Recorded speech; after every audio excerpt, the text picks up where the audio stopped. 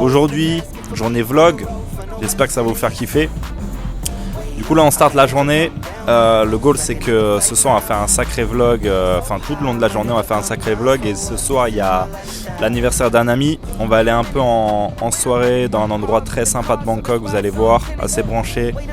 Et dans cet endroit le concept c'est d'interviewer 3 de nos amis qui ont fait pas mal de cash, notamment un qui est millionnaire et ça va être super intéressant pour vous. You're in last deal. Fast lane when I pass in the street. Bag of money in the passenger seat. Simcoe's been asking for me on the road from the west to the east.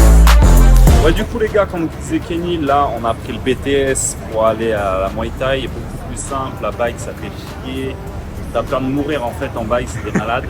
Du coup on s'est pris le BTS, c'est super clean, contrairement en France, hein, on va pas être jugé comparé avec la France, mais en vrai de vrai, si tu compares, c'est rien à voir, c'est beaucoup plus clean ici. Ouais, du coup on va au Muay Thai. Le but c'est que, comme vous avez vu, on a acheté nos gants, nouveaux gants super stylés, bien.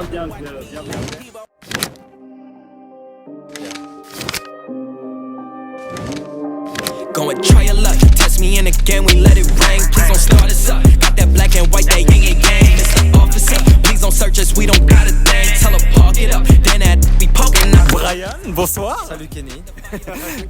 Donc 2 ans qu'on se connaît, un Belge. Un peu plus. Un peu plus qu'on se connaît, ouais. Ah oui, c'est vrai, 2 ans et demi. Du coup, Brian, j'ai une question pour toi. Est-ce que pour toi, l'entrepreneuriat, c'est fait pour tout le monde? C'est une question que je me suis posée beaucoup de fois avec mes associés. En fait, moi personnellement, je vais te dire que oui. Et je me suis rendu compte que certaines personnes, elles sont pas faites pour ça. Elles sont faites pour, je dirais pas rentrer dans le moule. Je pense pas qu'il y a un truc plus positif qu'un autre. En mode, tu deviens entrepreneur, t'as réussi, et tu rentres dans le moule, t'as raté. Et d'ailleurs, je vais prendre l'exemple de mon meilleur ami, avec qui j'ai fait mes études. Moi, j'ai décidé de prendre le choix de faire des vidéos sur les réseaux, de devenir un petit rigolo, de devenir entrepreneur, et j'ai réussi ma vie. J'ai créé à une école qui aujourd'hui a plusieurs centaines, presque milliers d'étudiants. Et du coup, tu peux le dire. Ça. Donc du coup, j'ai réussi à construire quelque chose. Mais mon meilleur ami, en contrepartie, qui lui a fait ses études avec moi, il est devenu salarié dans une entreprise et il est heureux dans ce qu'il fait. Et je me rends compte concrètement qu'il est heureux. Et parfois, il me partage certaines choses, son évolution dans l'entreprise dans laquelle il travaille. Et je me rends compte que pour lui, il a atteint le succès. Donc pour moi, le succès, c'est pas de créer des entreprises, c'est pas de faire des études, c'est pas d'être salarié, on s'en branle. C'est d'être heureux dans ce que tu fais. Je pense que ça c'est... Merci Brian. Viens maintenant tout de suite. Maintenant tout de suite. Merci Brian pour cette interview, c'était incroyable. Brian qui en 2 ans a complètement changé sa vie. C'est incroyable. C'est vrai. Merci Brian, on te souhaite que du mieux, que du plus dans ton début de petite vie en Thaïlande. Début d'expansion. Ouais, début d'expansion en Thaïlande. Merci Brian. À bientôt. Merci beaucoup Kenny. Et je t'apprécie beaucoup. Continuez les vidéos parce que ce que vous faites c'est incroyable. Merci beaucoup. I'm in the game, I was on the bench. First I was renting, now I'm collecting rent. Run it up. First with the Beamer, now I want the Benz. Spending all the back like here I go again. Outside says chirp, now the camera phone. Les gars, ce que j'ai pensé aujourd'hui et ce que je voulais absolument vous dire, c'est vraiment trouver un truc qui permet de vous défouler. Par exemple, ce matin, je me réveille, je check mes mails avant d'aller à la Muay Thai et je vois quoi? 2 blocages PayPal avec pas mal d'argent dessus. Franchement, là, en 4 ans, j'ai l'habitude, en 4 ans d'e-commerce. Robin aussi, il a l'habitude. C'est pas que ça me fait plus rien, ça me casse vraiment les couilles. Mais je me dis, je vais aller à la Muay Thai, je vais aller à la salle de sport et je vais tout donner. Et franchement, là, je ressors du sport, je ressors de la Muay Thai, je ressors de la salle de sport et j'ai tout oublié. C'est un nouveau départ. Je vais régler ce problème tranquillement. C'est rien, c'est pas grave. Alors que si je serais resté chez moi, j'aurais continué à penser à ça, ça m'aurait cassé les couilles, j'aurais pris des mauvaises décisions. Franchement, intégrer le sport dans votre vie. Franchement, le sport, avec trop, on a toujours fait du sport, même avant d'être entrepreneur, même en France, et ça t'apporte une stabilité dans ta vie.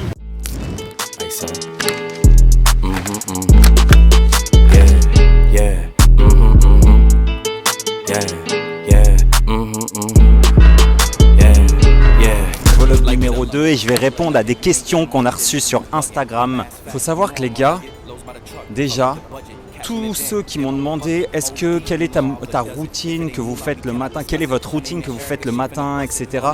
Faut arrêter.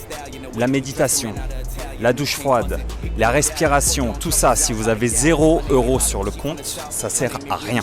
C'est que de l'optimisation. C'est que de l'optimisation.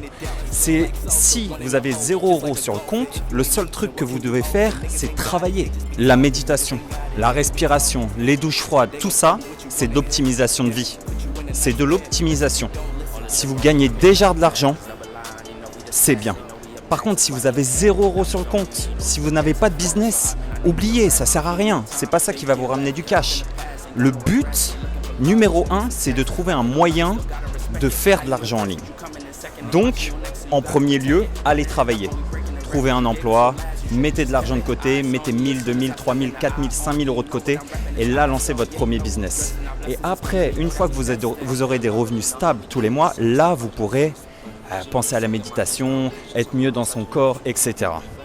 Deuxième chose, beaucoup m'ont demandé, ouais, c'est dur de lancer un business en ligne, le e-commerce et le dropshipping, c'est de plus en plus dur. Il faut savoir un truc, les gars.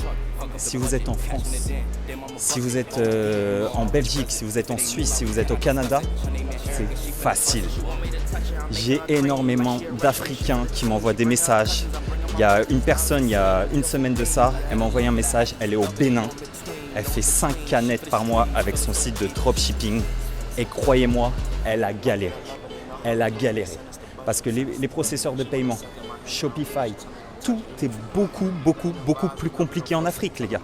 Tout est 100 fois plus compliqué en Afrique. Alors si vous êtes en France, vous êtes en Belgique, vous êtes au Canada, je sais pas, mais c'est tellement facile pour vous. Faut arrêter avec vos excuses. Ouais, maintenant le e-commerce c'est beaucoup plus dur, c'est la crypto, tout ça c'est du bullshit, les gars. Tout le monde peut encore y arriver à l'heure actuelle. Avec Robin, on a relancé une boutique de zéro, et je vais vous montrer, juste pour vous prouver. On a ouvert une nouvelle société, on a mis 1500 $ dessus. On a lancé une boutique de zéro sur un marché ultra concurrentiel aux États-Unis. Je vais vous montrer en direct, on va regarder hier. Juste pour vous montrer, les gars, que tout est possible. Regardez, les gars.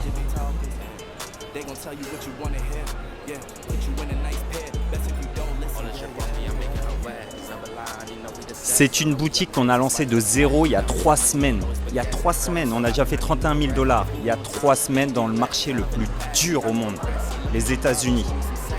Les gars, il n'y a pas d'excuse. On avait que 1500 $ sur la société. On n'avait que ça. On s'est autorisé rien d'autre. Tout est possible, les gars. Tout est possible. On aurait pu le lancer en France, ça aurait été 6 fois plus facile. On l'a lancé sur le marché le plus compliqué pour vous montrer que tout est possible. Il vous suffit des bonnes connaissances, des bons contacts. Vous avez tout, hein. Sur YouTube, tout est disponible. Sur Twitter, tout est disponible. Les gars, c'est vous et vous. Vous êtes en France, si vous êtes en Belgique, si vous êtes au Canada, c'est facile pour vous, les gars. Lancez-vous, c'est maintenant. Ça, c'est pas dans 10 ans, c'est maintenant.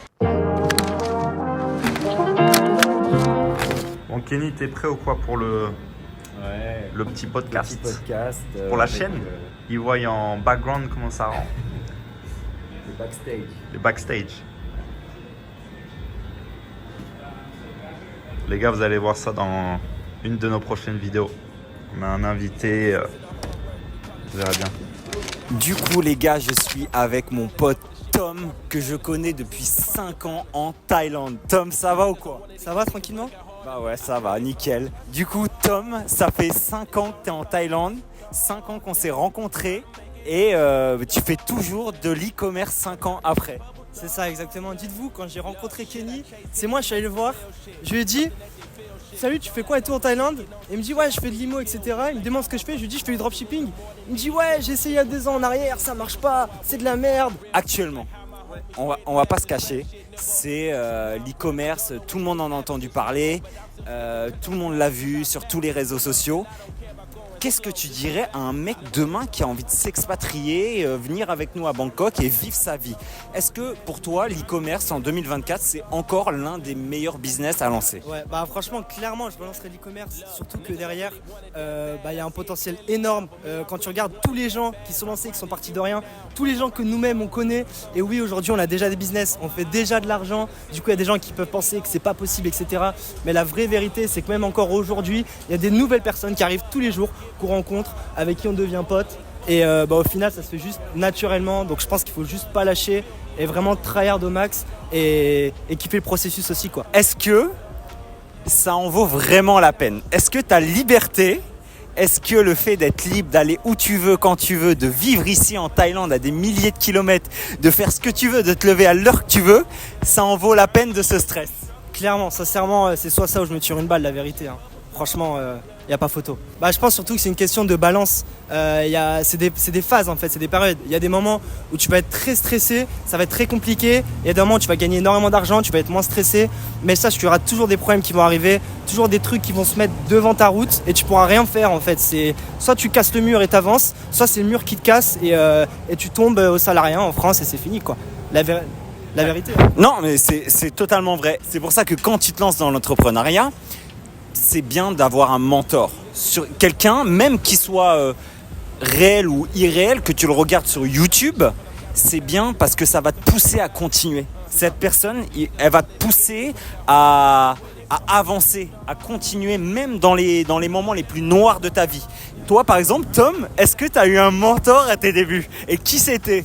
Ouais, j'ai eu, j'ai eu plein de mentors en vrai. Je me suis inspiré de plein de personnes, que ce soit aux États-Unis. Mais moi, une des grosses personnes qui m'a aidé à me mettre le pied dans le business, c'est une personne qui s'appelle Léo Guillot, qui aujourd'hui n'est plus du tout dans le game YouTube, etc. Je me rappelle très bien de Léo Guillot, l'un des premiers infopreneurs en France. Qui parle de dropshipping et d'e-commerce, c'est lui qui a ramené la première grosse vague.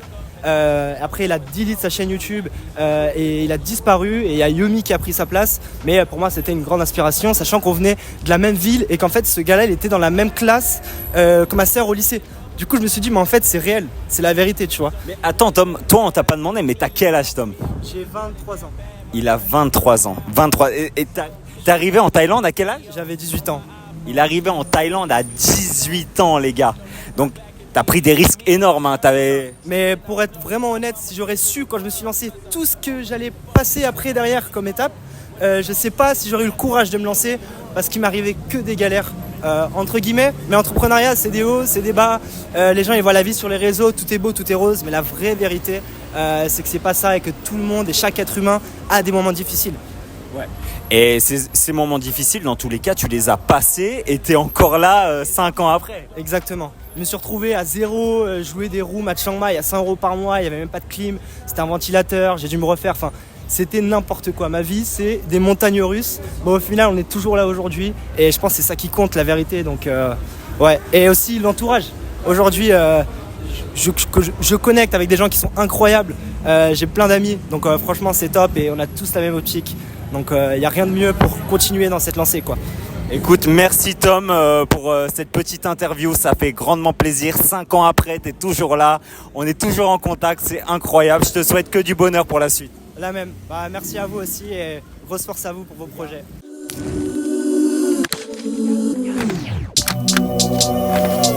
Dame la plata, plata. Cash, cash, cash. Get money, get money. It's bam, bam, she wanna flick for the gram.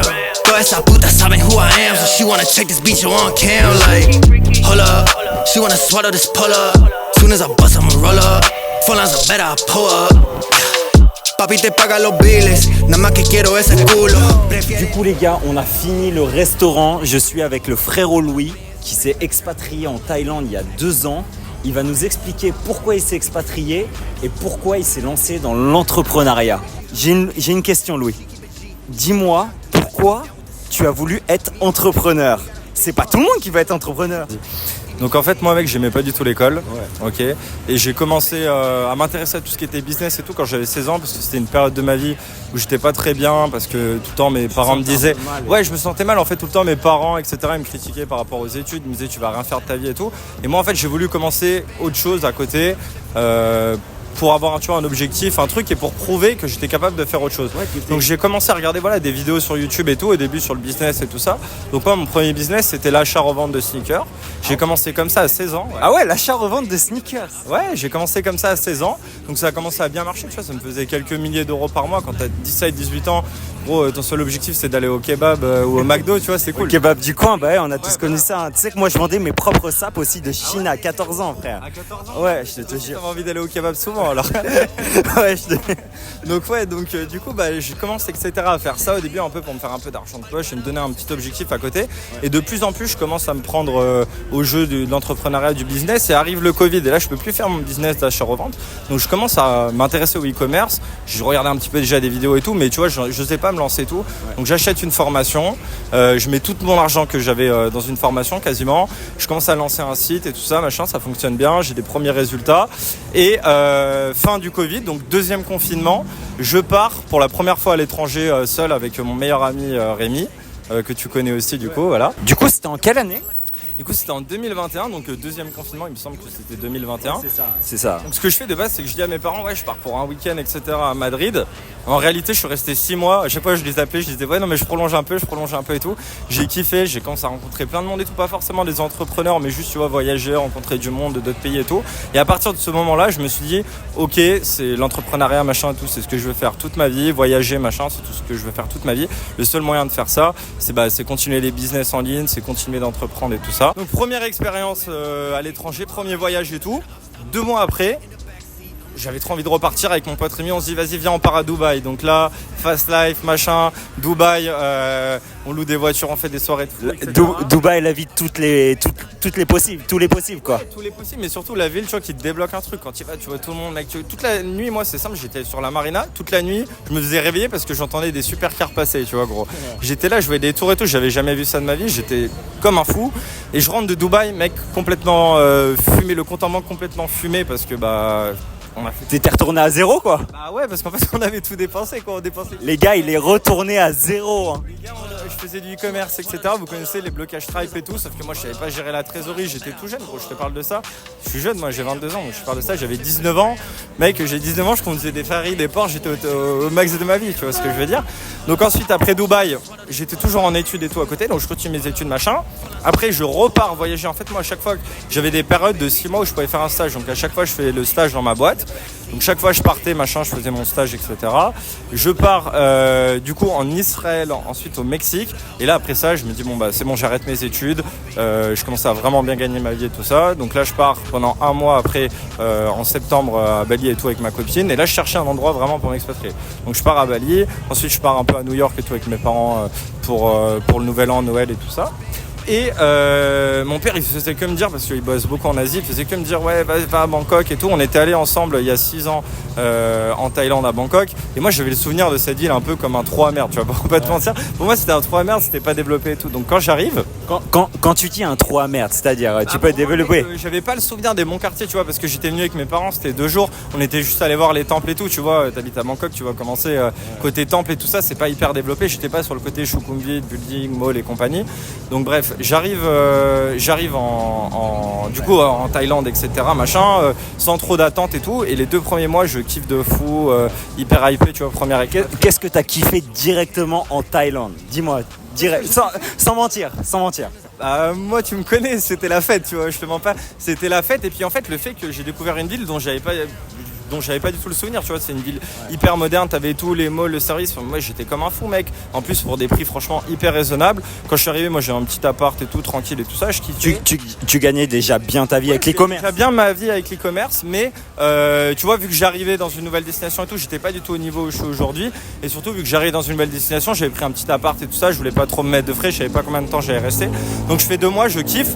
Après 2 mois j'étais un peu boring et tout par Bangkok, j'avais pas rencontré grand monde, donc je commence à voyagé un petit peu, je suis aux Philippines, plusieurs fois à Bali, etc.